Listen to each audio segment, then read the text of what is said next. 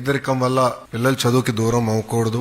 Private పాఠశాలలో junior కళాశాలలో ఎట్లయితే విద్య అందిస్తున్నారో దానికి ధీటుగా అందించాలని గౌరవ ముఖ్యమంత్రి గారు నన్ను హెచ్ఆర్డీ మినిస్టర్ చేసినప్పుడు చెప్తాం జరిగింది. సెక్రటేరియట్ లో కూర్చుని మేము అనేక నిర్ణయాలు తీసుకుంటాం, కానీ ఆ నిర్ణయాలు అమలు చేసేటప్పుడు మేము అందరం ఫీల్డ్కి వెళ్తాం. దాంట్లో ఒక నిర్ణయం గవర్నమెంట్ జూనియర్ కళాశాలలో మధ్యాహ్న భోజనం పథకం. నా ఆలోచన ఏంటంటే గతంలో పెట్టాం, మధ్యలో తీయేస్తారు, మళ్ళీ తీసుకురావాలి, అట్లనే నేను ఆలోచించా. కానీ నేను ఎప్పుడైతే పాయకాపురంకి వెళ్ళి చెల్లితో కూర్చుని మాడుతూ ఉన్నాను, ఆమెతో భోంచేస్తూ మాడినప్పుడు ఆమె చెప్పింది, నాకు అమ్మ నాన్న లేరు, మా అమ్మమ్మ నన్ను గత 10 సంవత్సరాలుగా చేపలు అమ్మి చదివిస్తుంది. మీరు ఇచ్చిన భోజనం వల్ల ఈరోజు మా అమ్మమ్మ పైన భారం తగ్గిందని చెప్తాం జరిగింది.